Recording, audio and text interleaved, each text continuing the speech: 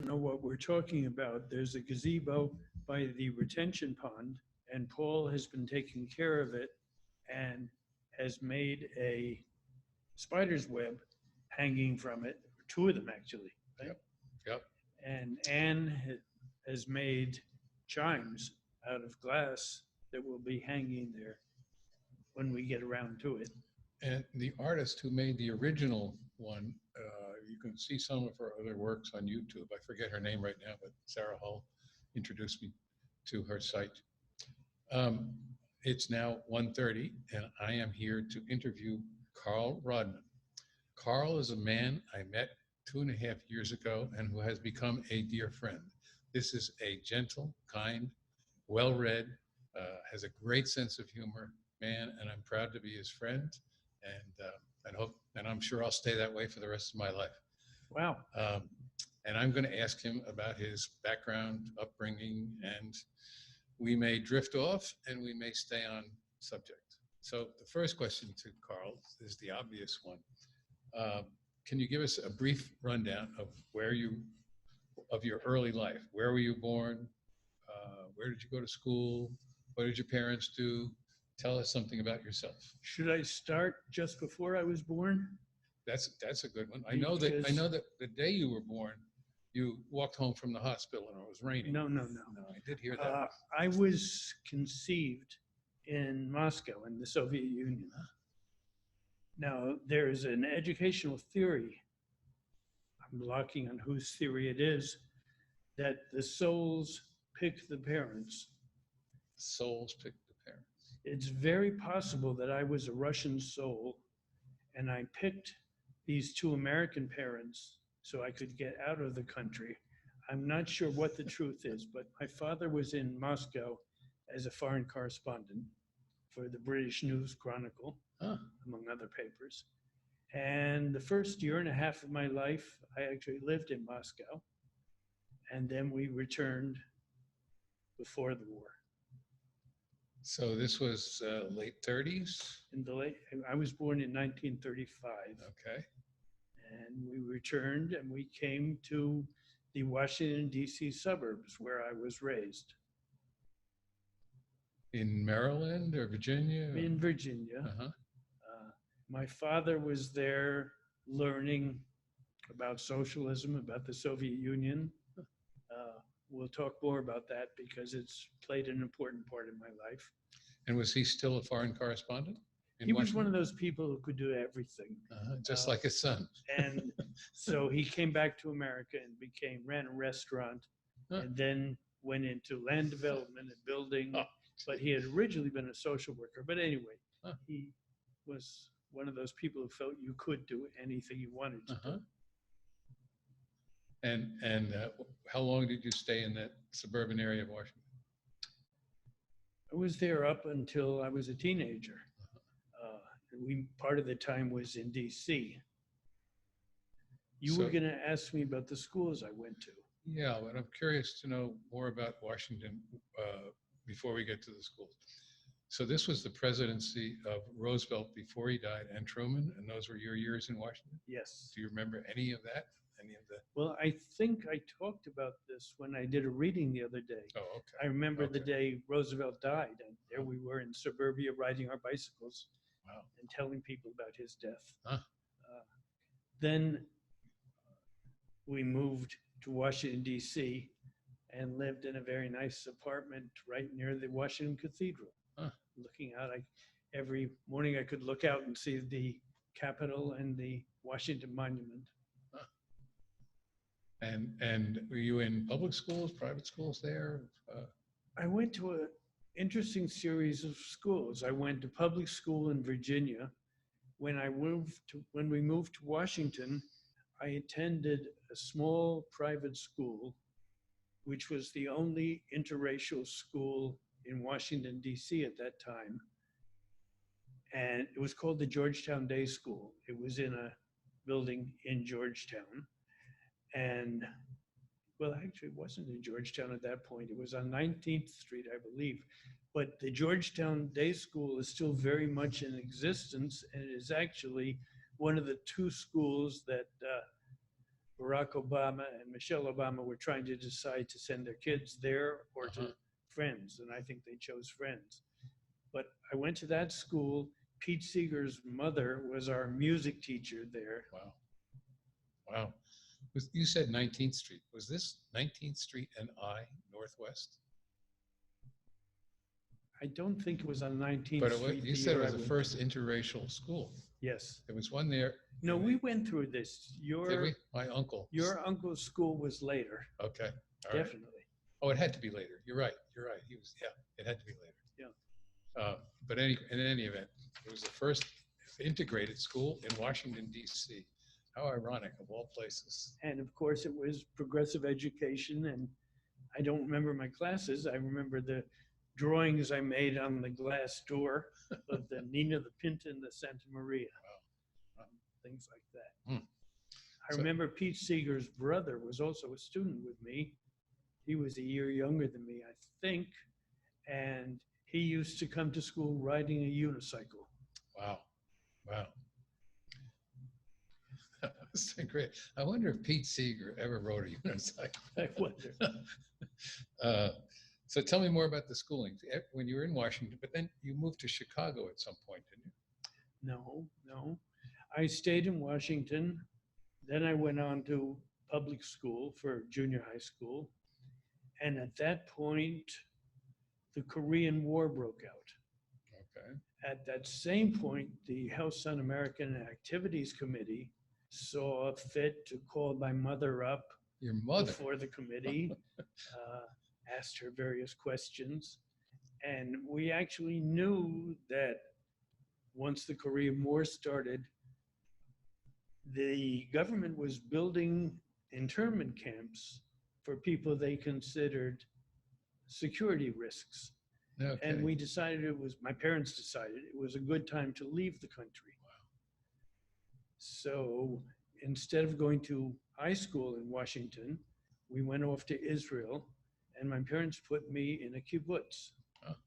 So I went there not knowing a word of the language. Wow. And it was an interesting community, pioneering, exciting, a different approach to education, group living. Yeah. So I get there, the first night, I don't speak a word of the language. And there are one guy and two girls sitting around talking in the room. So I'm waiting for the two girls to leave so I can go to bed. And they don't leave and they don't leave. Gradually, it dawned on me that they were my roommates. The kibbutz had a philosophy of co-ed education. Yeah. Wow. Before the year was out, I could speak to people. I knew enough Hebrew to talk, not really enough to read well. Have you kept your knowledge of Hebrew? I've learned it. I've lost much of it. I've lost most of it. Wow. And then, so you stayed in the kibbutz for how long? 1 year. 1 year. And then I decided, hey, how am I going to get ready to go to college? This isn't going to get me into college. So my parents then took me to England. They moved to England and no, they didn't. They stayed in Israel. I'm sorry. But they put me in a boarding school in England. Very nice boarding school in a country home in Yorkshire. And that was an interesting experience, a good experience. So now you're about 16, 17? 16. And thinking about college. Yeah. And a good friend of mine who was 1 year ahead of me, he went to the University of Chicago. So I said, what the heck? So I sent away for the applications to get into Chicago. They sent it, I took the exams, and I was accepted. By then I was enjoying my school in England so much, I wanted to stay another year, but my parents were returning to America and they wanted me with them. So tears and arguments. And I went off at 16 to the University of Chicago. At 16? Yeah. Wow. Yeah. Boy, I think I didn't start college till what, 18, 19? You were So you must have been ahead of You your had a lot of time to waste. In those days, Chicago was run by Maynard Hutchins, Yeah, yeah. who believed that high school was useless, and that Right. That's children right. should come to That's right. to Thank you college for reminding me earlier. of that. Yeah. And the other thing that was special about Chicago was 100% of your grade was determined by your final exams. 100%. So if you never went to a class, you Uh-huh. could still take the exam and pass.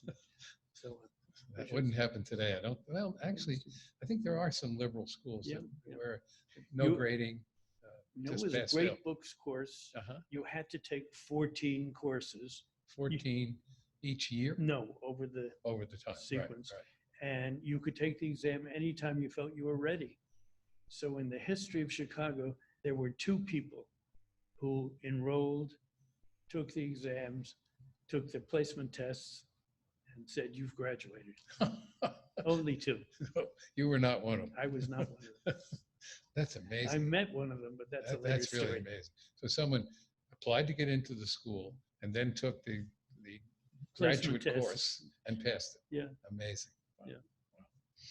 So, but you've also had a number of careers. When you graduated from Chicago, what did you do? What did you, that was not. Well, Chicago was a liberal arts school, which prepared you for absolutely nothing except reading books. So I made a very brief attempt at biology, but it wasn't, the coursework was not something I particularly liked. or On the did well. graduate level? Yeah, I Yeah, tried to okay. go to graduate school. It was not a great experience. I decided organic chemistry was more than I appreciated. So I left that abruptly and came back to New York and said, what do I want to do? I knew what I wanted to do. I've been a camp counselor every summer. Uh-huh. Camp has been my inspiration. If I can do camps, I can probably teach. I want to be a teacher. So I went to the director of my old camp, Corman Studer, and the name of the camp was Camp Woodland, interestingly Oh, enough. interesting. Wow. It was in Phoenicia. Wow. And I told him I want to be a teacher, and full of glory, I thought he would offer me a job. He said, oh, that's interesting. Then you need to go back to school and get a teacher's degree. So I found a program at NYU that was a very nice, intensive program. It was now the middle of the term because I'd had that brief foray into graduate school. Uh-huh. So I started in the middle of the term, and it was a one-year program. There were 14 of us in the program. It was like a school within a school at NYU. And it was so personalized that for at least some of the classes, they gave us a group grade rather than grading us individually. Huh. I think they were trying to teach us to be that kind of a teacher. Uh-huh. But anyway, it was a very good program. A group grade. Huh. Yeah. And then, So now you have a master's degree at the that at the was end going of to that give me a course. master's degree. Right. That would give me a master's. There was a girl I had been chasing from Did she camp. go to Hunter? No, she went to Antioch. Okay. And so I visited her, and it was suggested I apply for a job teaching at Antioch. She said she knew of an opening. Trouble was, it started in January and graduation was going to be in February. But this NYU program was so personalized, they let me out a month early. Oh, wow. So I went off, and my first teaching job was teaching combined 5th and 6th grade at the Antioch School for faculty members and Huh. others. And one of the perks that went with that job was faculty status. Yeah. So here I am, I'm 19 years old, and it's a 5-year college, so that the senior students were older than I was, but I was on the faculty. But anyway, Wow. Unfortunately, no, and I don't mean unfortunately. It's fortunately, the relationship had ended by the time I got there. Uh-huh. So the girlfriend was no longer there, but the Okay. job was there. So this is Yellow Springs, Yeah. Iowa, Yeah. Ohio. And Yeah. how long did you stay there? 2 years. 2 years. Uh, And still itching I to start wait. the camp, right? I'm still working camps in the summers. Okay. Uh, Interesting contrast between the two schools. Antioch was an ultra progressive school. Uh, I think the ultimate was one art student for his senior project presented an empty box. And I don't know, you're being All right. skeptical. I'm not sure what the concept was, but Antioch is a school where you learn by doing. So they have a work study program. You work 3 months, I think, and then go to school for 9 months, and they find you jobs. Hmm. Maybe it's 6 and 6, but it's the absolute opposite of Chicago. Mm-hmm. Chicago is intellectual. Yep. It's great books, ideas. Yep. Antioch was learning by doing. Learn by And I doing. think that's been the conflict in my life, my entire life. Wow. Or the asset. I mean, you can choose one or the other. Could be, could be. When I was at Chicago, getting close to graduation, I took an exam, is the Cooter preference exam. Yes. What color is your parachute type thing? Yeah. What do you want to do when you grow up? Right. And do you like this or do you like that? The results of my exam, they said, you're the first person here who's taken the exam and it comes out you want to be a farmer. Okay. So I think that's where my head really was. Well, I took the same Cooter preference test. Okay. And because I loved the books and how things work, they told me I should work in a printing plant. No? Okay. Which was- But essentially you worked up in books and I Yes. ended up in farming And you ended by up a in back farming? door. I'll talk about that in a minute. Okay, so now you got your degree Yeah. and you're still in Yellow Springs, Now I'm back in the city. New York. Yeah. Okay. I wanted to come back to New York. And the timing gets vague, but I thought there was a good teaching job for me at the Walden School, which is a prestigious private progressive school. Right. It didn't work out, but I had told people that I had this job at a progressive school, so I darn well better find one. So I went to New Lincoln, which is on 110th Street, Uh-huh. a interesting private progressive school. And I was offered a job like that. It surprised me. They had a big turnover that year. They needed a lot of new teachers. Huh.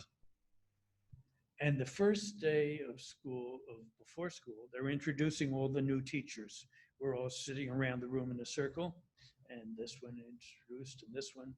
And there was a cute girl over there who was introduced, and she says, "My name is Antoinette Rizzo."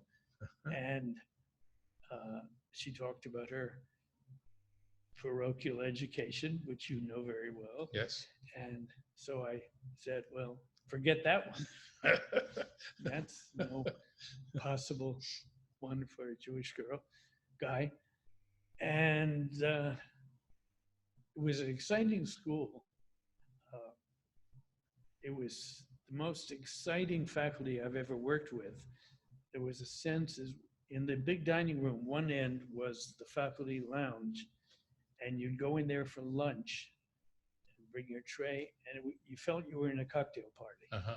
It was that feeling all the time. You know, all the good conversation and the Yeah. camaraderie. At any rate, the new teachers had to put on a play for the old teachers. Oh, huh. And Antoinette Rizzo was the home economics teacher, and she was a very good teacher. She did things like when the little kids were studying Indians, she would take them across to a subway stop and take them into Brooklyn, to a butcher that sold buffalo meat, and they would come home and cook buffalo meat. Uh, but anyway, to prepare for that play, once she prepared a dinner of lasagna for all of us. And She got you where it counts. she got me. And this turned out to be Anne Rodman. This was Anne Rodman, and we married, and we taught for another year Uh-huh. at New Lincoln. And then the question was my question really. I had two possible interesting career paths. Anne, are you willing? And one of them is we're going to go back to Antioch, and I'm going to see if I can get my job back. And we're going to live on a farm there, just outside of town. Hmm. That was going to be fun. The other possibility was, why don't we open our own summer camp? I've been counselor, I've been head counselor. I even helped direct a camp, this camp in Vermont, a little camp called Higley Hill. Wonderful place, 35 kids, very friendly, personal. And then we started, even before we were married, looking at possible camps to buy, sites for camps. And most of the dates we went on just before we were married, and after we were married, we would go around looking at properties here in the Catskills, in New Jersey. And now you're in your late 20s, early 30s at 26. 26. Okay. And And not worrying about a draft or any of that, right? oh, I got a draft notice. Uh-huh. Well, I was teaching. Okay, but my principal went down with me to the draft board, and he said, New Lincoln we're sitting with just the way I'm sitting with you, with the head of the draft board. Yeah. He's sitting behind a desk. And the principal says, we run a very different kind of curriculum, and it's very hard to get teachers for this kind of a program. And I really can't spare him. And the draft board person looked at the information. He said, New Lincoln School. What do I do to get my grandson into New Lincoln School? And he said, talk to me. And within a couple of days, 4F. I got not 4F, no, but you were deferred. Deferred. And then came a letter, you have been deferred, but please return the subway token that came with your draft notice. I wish I still had that. That's great. Yeah. That's great. Wow. So here we are looking for camps, and we had a list of requirements. Oh, I got to stop soon. Yeah, Okay. I have about half a dozen other questions, but you got a camp. Anyway, we got a camp 12 miles from here. Yeah. So from then on, we lived most of our life right here in this area.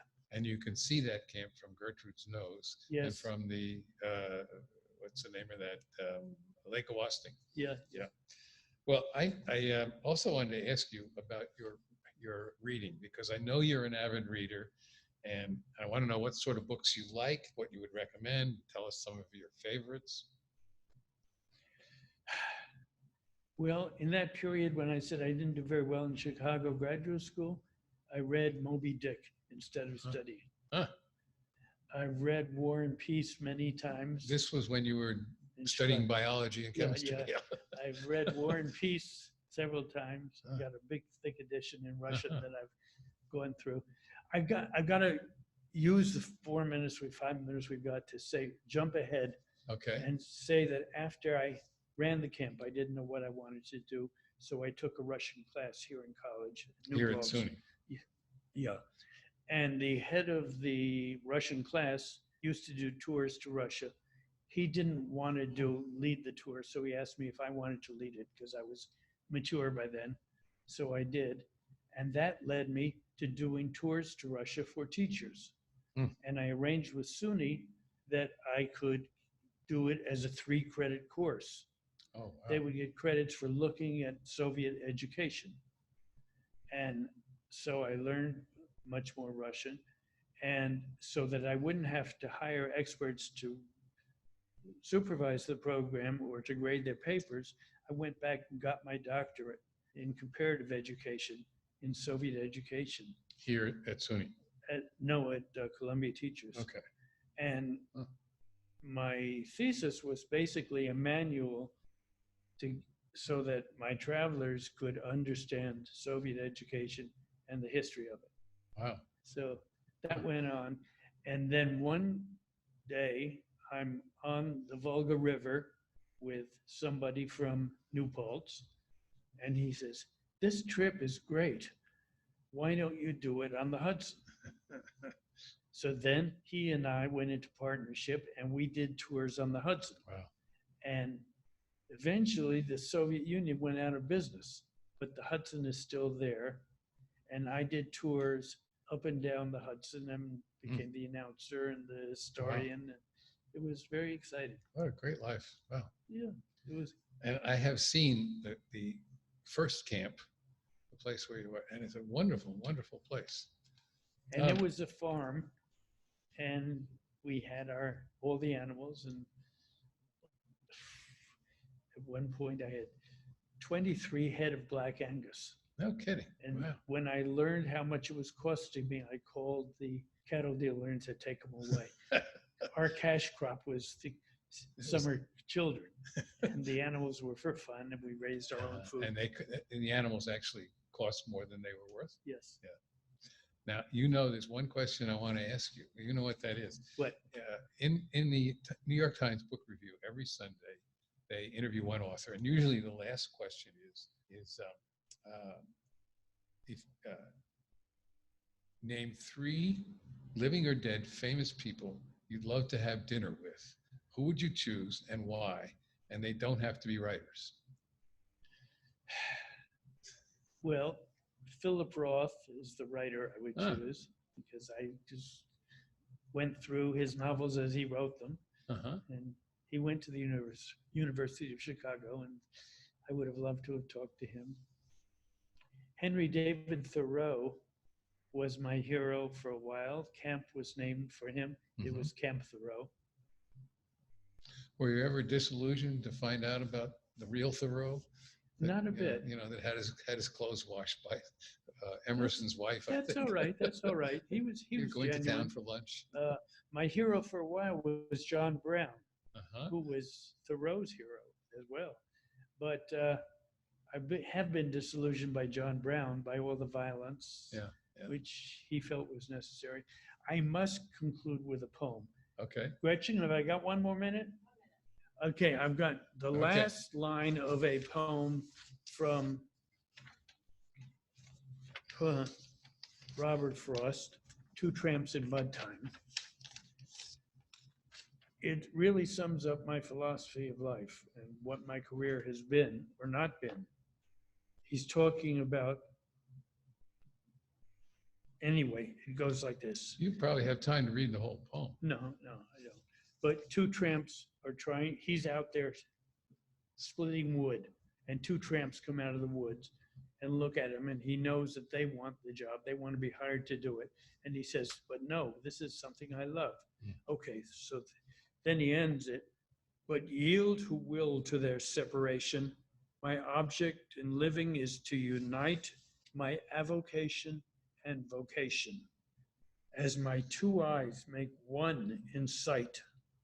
Only where love and need are one, and the work is play for mortal sakes, is the job ever done for heaven and the future's sakes." The idea that I've been very fortunate and I've been doing the things I love. Yeah, do the things you love. Very powerful advice. Yeah.